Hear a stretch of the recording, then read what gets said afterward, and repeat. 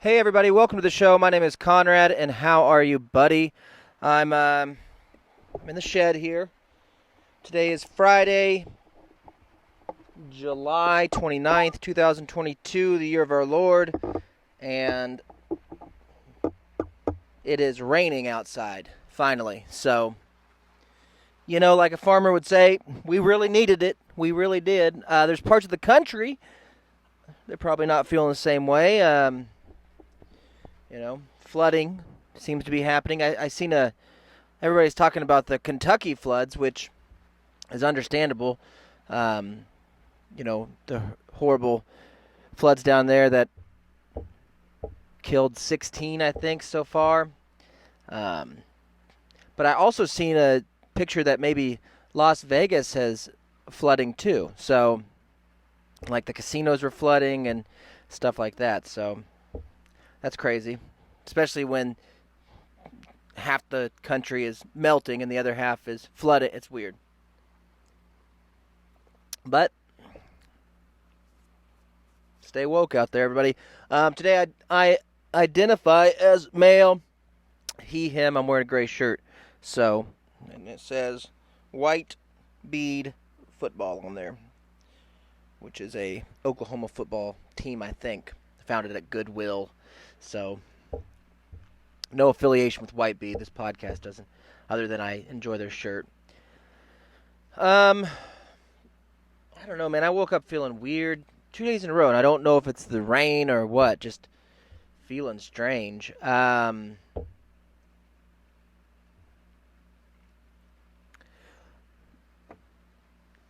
Probably, it's got to be weather related. We've been burning up, and then just that change in the atmosphere must be affecting me. I just feel puffy. You know what I mean? Not like P. Diddy puffy, just puffy. So I try to still get my exercise in and run it out, but it hasn't changed. So, maybe you put some. I remember when there was this, pretty sure it's a radio show. I just forget which one, where they rubbed their bodies with Preparation H, and because I guess that like newscasters and people that are in front of the camera professionally, probably podcasters. I'm sure that there's a lot of podcasters like that too, but they're in front of the camera professionally. When they get the bags under their eyes, they would rub Preparation H underneath their eyes to tighten up the skin. And Preparation H is for hemorrhoids, and you rub it on your inflamed ring, and then maybe that helps with the inflammation there. And so I guess people were rubbing it under their eyes. In this radio show, they rubbed it all over this one dude's body to see if it would tighten up. Maybe you'd have a six-pack or something because the skin would tighten up. I can't remember. I don't think it actually did anything, if I remember right. I think that they took like before and after photos, and nothing really was that different about it. So I'm still considering it, getting some and putting it on my face. The rest of my body, just because I feel so damn. I don't know. Maybe I got to eat some more fruit or something. Have some more watermelon. But that's where I'm at. Getting ready to head back to Kansas for the show tonight, and for doing some work over the weekend. I don't know when I will be back next week, though, because we're going on our family vacation to Arkansas on Monday or on Sunday. Not just me and my water-headed family, but the entire siblings, grandpa, great-grandpa. We go every year. Last year we went to Broken Bow. The year before we went to Branson, so should be some good stories coming out of that. I don't know how active I'll be doing shows during that time, so just giving you a heads up. We're going to be going Sunday through, I think Tuesday is the plan. So there's a lake down there. We rented this gigantic cabin that sleeps like 30 people, which is good because that's about how many will be down there with all the kids and all that stuff. So hopefully it gives me a little, mental break on feeling like I don't know what I'm doing. That'll help.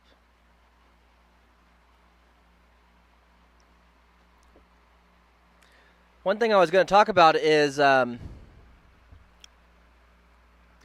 this show on Netflix that I know that I've mentioned before, but it's been a while, and I haven't watched all the episodes yet, but it's a show that it's funny to watch it. I watch it with my daughter mostly, and what it is basically is these three people, two beautiful women, and one Spanish-speaking beautiful fairy boy that they go to different places around the world that are vacation places. I think it's called Amazing Stays or Amazing Vacation Homes or something like that. And they break it up to where they have like a theme, so maybe it's eco-friendly, and they'll go to Mexico to a luxury eco-friendly resort, and that runs off of solar power and utilizes rainwater and filters it, stuff like that. BS stuff that people feel good about when they go. Or maybe it is good stuff. I don't know. But then they'll go to like a budget one, and then they'll go to a unique one is their thing. And if you are interested in looking at beautiful people, you could just watch it for that, because it's just two Instagram models, or I guess three Instagram models that go around the world and have one of the greatest jobs, I would assume, to get paid to go, stay in these places. And sure, they're doing videos, but really you're just doing a video of a tour around an amazing property, and you're doing a video around of the amenities. So it's easy to be excited and upbeat. We're like, look, we have a private chef. Look, this is our butler. Some of those luxury places have a Benson with it. You get there and they're holding 3 or 4 Mai Tais there, and you got yourself a little bit of a Benson going on right there, a little butler action. And of course you're going to be in a good mood. And even on the ones where they go to stay in like a spaceship in New Mexico, or a cabin in Colorado somewhere, there's never been one I've seen that's been a bad stay. It's always something cool, and even the budget ones are usually not that cheap, but maybe $250 a night in comparison to, I think one of them that I went to recently was $3,000 a night. So, but what's so fun is watching them with Rowan, because the whole, I think it's a 30-minute episode. The whole episode is just her going, oh, wow. Oh, wow. That's my room. I stay there. I call that one. Let's go there. So it's pretty cool to see that. I don't know. It's kind of cool to see how excited she gets on all those different, just the architecture. Oh, look at that, Dad. If I walk off to go grab some popcorn or go grab a snack, she'll pause it and she's like, you got to see this. You've got to see this. In some loft or some crazy outdoor cooking space, or some canopy bed with the mosquito nets that makes it look like a princess, or an infinity pool. And it's just, I like to watch it because it gives you ideas of, I wouldn't have thought to do that. And I like to watch it because, it's got 2 Instagram models on it. But one thing that is interesting that I have noticed with these Airbnb things is, I don't know what part of the travel industry bought into this part where clients or guests of your Airbnb are then required to interact with you as the owner of the property. And I get that it can be kind of a cool thing to hear the story about the property, or to talk with the owners about why they decided to do what they did. But when I go to a place, I want to get away from having to have a conversation with somebody I don't know. That's the whole reason I want to go on a vacation. So if I show up at, like they went to Finland, which is still a country. And when they got to Finland, they were staying in these, by the way, Finland is filled with snow. Or at least it was in this episode. I mean, mountains and mountains of snow. And so they get there, and there's this beautiful cabin that's been, there for hundreds of years, and then another cabin and a sauna, and then like an eco-friendly geodome, which is this pre-manufactured solar dome that has some batteries and stuff in it that runs off 12 volt. And so it's got a restroom, but it's like one of the restrooms where you poop in this toilet, and then I guess a compost toilet. And it's got chargers and stuff like that for your devices, but basically it's just a bed with a beautiful view because you can see all the way around you in this little dome. And it can be moved around. I mean, it's a tent. It's a thicker tent, Think about a tent and then thicken it is what it is. So, but they get to Finland, they go into this cabin, and they're kind of looking around, and then all of a sudden, this Finnish giant walks in, who was the owner. And I don't know if you've heard of Finnish. The talking like a this, everything is like a this. Do you like a what to do? Do. So this big giant walks in, talking like that.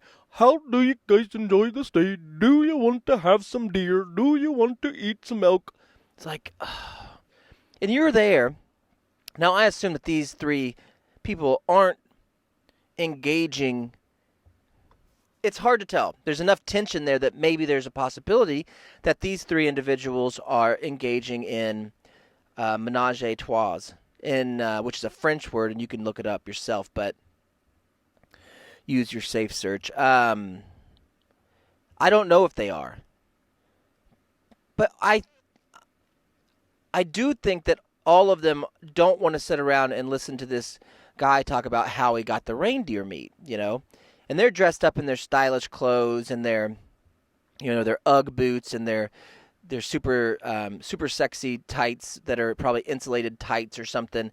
And then this big old Gomer, this 7-foot Finnish Gomer, walks in and wants to talk to him a little bit. He's wearing a big old John Candy, coat, and I know that they're not just doing it for the TV show, because in my limited experience with the Airbnbs and the few places I've stayed with them, it happens pretty often that the host will be like, hey, do you want me to come by and tell you? No, I don't want to talk to you about your property. It happened when we were at the silo thing.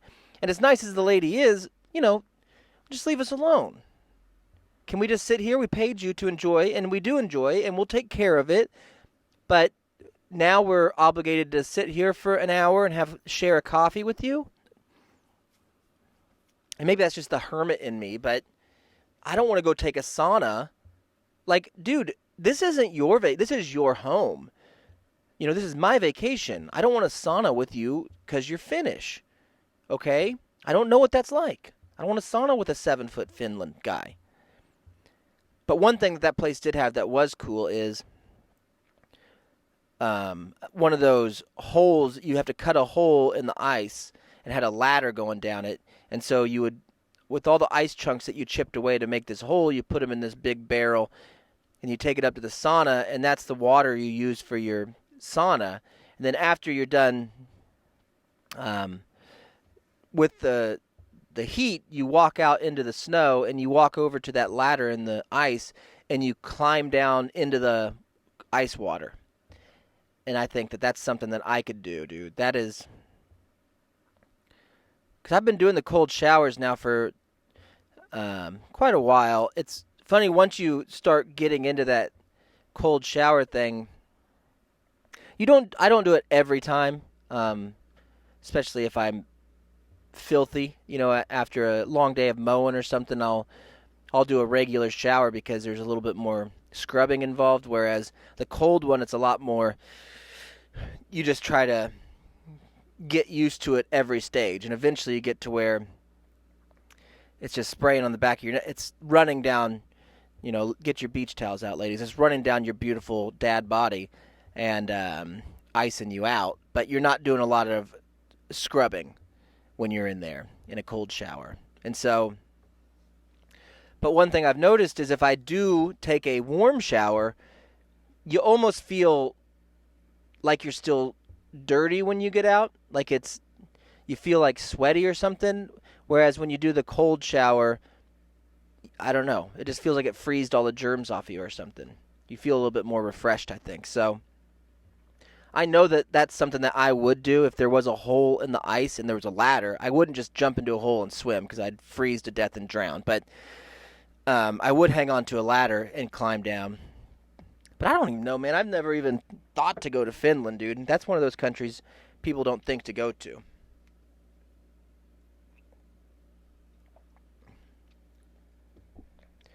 But it actually seems more my style, except for the part where you have to talk to the guy. That kind of sucks. So, another thing that I was thinking about is I've told you guys that I really enjoy, as I get older, I've become more and more, I've got more and more joy out of trees. I like trees for whatever reason. And apparently there's this tree in Ireland that my uncle was telling me about that has such a amazing root system that you could actually crawl under this tree or duck and walk under this tree. They built stairs going under it, and they built themselves a little bar under there. And I thought that was pretty cool. I mean, I'm sure it's haunted by leprechauns, but it is interesting because I haven't crapped in a cup or anything, but my 23andMe would say you're Irish. And I wonder if my love of trees comes from my Irish heritage. Probably does. But another thing I like other than trees that I've always liked is covered bridges. And I've never really said that on a podcast because there's never been a reason to. But this Netflix series, one of the episode we were watching last night, they went to a home in Vermont, which is a forgotten state, but they went to a home in Vermont, and Vermont apparently is the state with the most covered bridges in the country. And so they showed a few of them as they were going through them, and I was thinking, like, I wonder why they built. The only thing I could think is the reason that they built covered bridges to begin with is because when they first started using vehicles as a means of transportation, people weren't even really aware of where they were going or what roads to take or what to do. And I wonder if what happened is you'd be driving along on this path. You've only been driving. Vehicles have only existed for 4 months. You finally got one. You're driving down this path to go get feed, and all of a sudden that path turns into 2 wood slats, and you're like, what the heck? You don't even know what a bridge is, You just careen off the side of this bridge because you're staring at the water, or you don't know how you're levitating above this gap in the earth, with water under it. And I wonder if there was a bunch of Vermont dudes that were just driving their cars like freaking out. They get onto a bridge and just panic and freak out and steer off the side of it. And, it's like a city council meeting happened, and they're like, guys, we got to do something about these bridges. People are getting on these bridges and then totally becoming disoriented and freaking out and driving off the sides of them. And somebody's like, well, let's just make it a house, so you can't see. And I wondered if that was why they started making covered bridges. And it's probably not, but I can't think of a practical application to make, other than, I think I used to think it was like to keep you out of the rain, but you're only going to be out of the rain for however long the bridge is, I guess you could park under there to wait for the rain to stop, but the moment somebody else is traveling, you're going to have to move. So I really think it was just to keep people from seeing what they're actually driving over because they get too scared. Because there's only that's the only reason to add basically, not just double the amount of weight. You might be adding triple the amount of weight because you got two sides and a roof that are all the same distance. So you're making this structure that, by the way, you built out of, no technology. It's got a bunch of guys, a bunch of Garth Brooks families out there just duct taping and using old weird nails and stuff to build this bridge that you're then going to drive a car over, and they also added a house to it. I don't know. They seem unsafe, but they've been around forever, so I guess they did a pretty good job. And I don't know if Garth Brooks' bridge is still standing, like the Elton John song, wherever him and his daughters built it on his compound. I'm sure it is. So, but if you're going to be an Airbnb host, guys, maybe leave your customers alone. Maybe put some Keurig coffees out there, a little sign that says, but first coffee, have your hand towels and all that stuff available, but then just be like, oh, thanks for coming, and that's it. There's no more that you have to do. I don't know. I do know this, though. I read this story this morning, unrelated to travel, but related to technology. And yesterday we were talking about the metaverse, and I've always been talking about... oh, well, you're not going to open for me? Let's do this.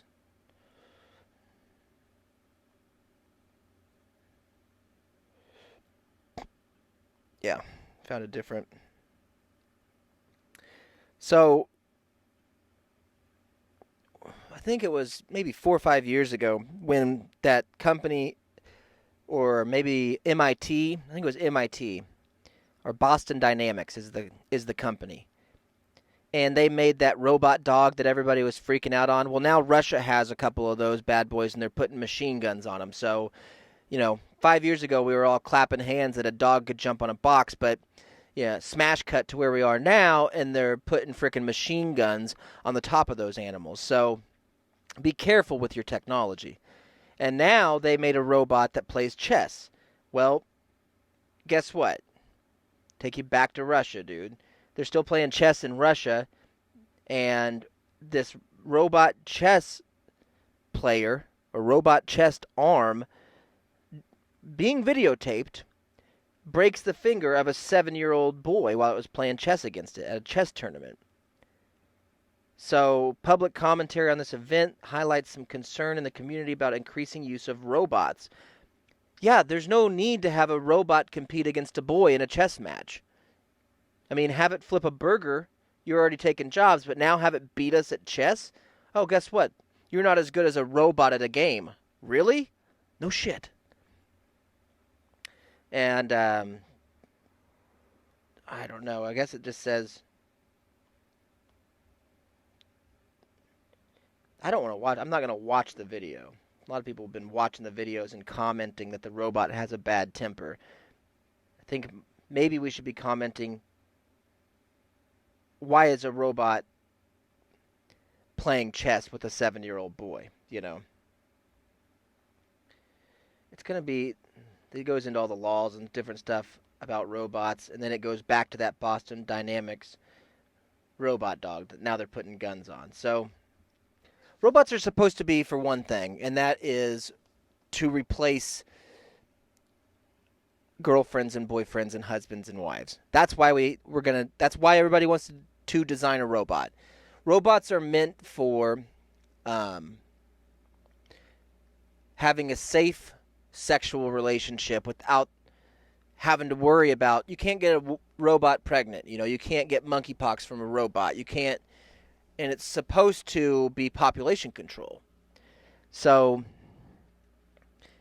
it seems that, these nerds, when they're making these things, they want to show everything a robot can do, because you don't want to just be like, well, it gives a great HJ. You also want to be like, it can also, look, this robot can play Jeopardy. This robot can, who cares? All of us are thinking when we see you say something like, this robot can do this, we think, who cares? Can it have sex? That's what everyone is thinking. Nobody cares if somebody's good at chess, even if they're not robotic. So why would we care if a robot's good at chess? We won't. So cut it out. Dude, you're hurting kids. You're hurting kids, and you're delaying the solution.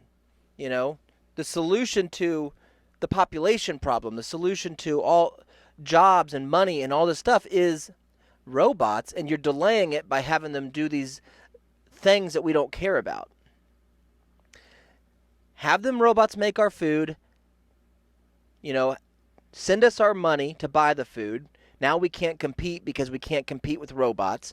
And then, in addition to that, make them good lovers. That's what people want from robotics, is for it to be a good lover. I think we've forgot about that.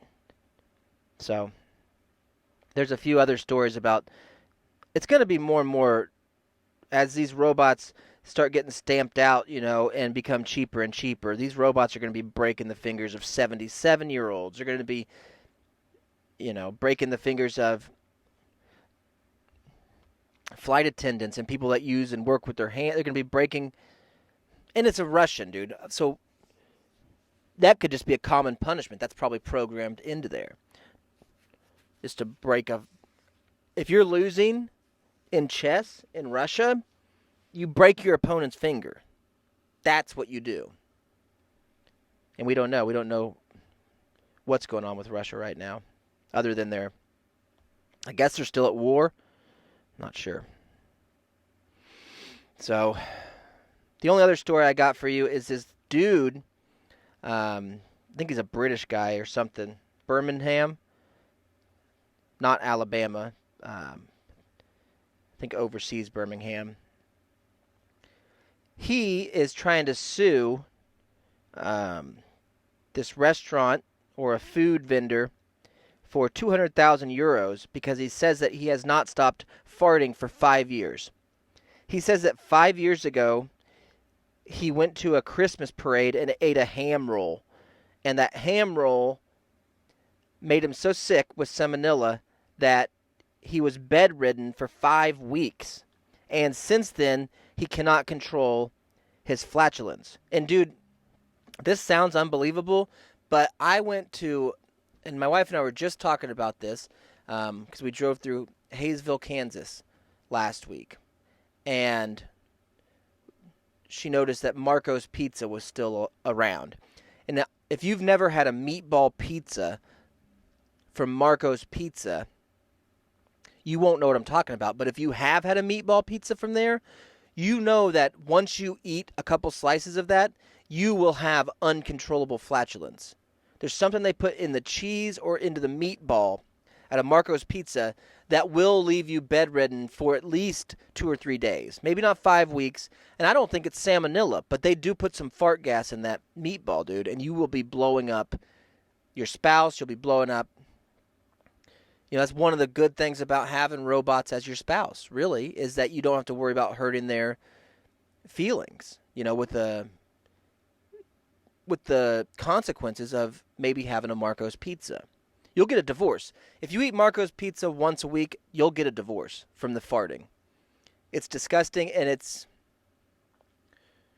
cavernous, dude. It's a cavernous fart. It's deeper than usual. Pizza Hut can have that also, but nothing like Marco's. So be careful out there. So, it felt pretty good. Is somebody listening to us? Let's see what that says.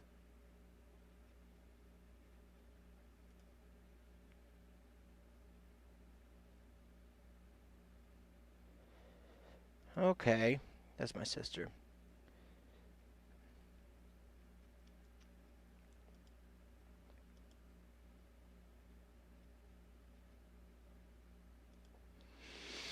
she was talking about running. We had kind of got out of the habit of texting each other every day to keep each other honest about our running, but I just told her that I've been running all week. I haven't stopped, haven't missed a day yet,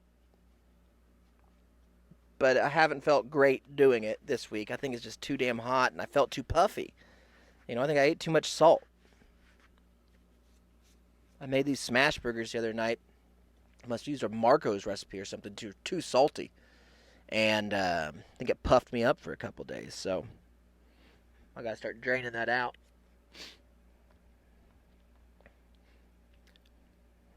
But anyways, be careful out there if you get a ham sandwich at a Christmas parade or if you go to Marco's Pizza, because you're going to have after effects from both of those experiences. So I'm going to get out of here early today. I got another show to do tonight. I got to head up to Wichita right now and then do that show. Thank you guys for listening. Thank you for subscribing to Con Radio and these Shed shows and supporting our Patreon and helping us by sharing the episodes wherever you listen to them from. And, we'll keep doing what we're doing and try to get better and try to do better. So, stay on for the ride, dude. Thank you, guys. With that being said, have an okay day. And don't let your meat loaf.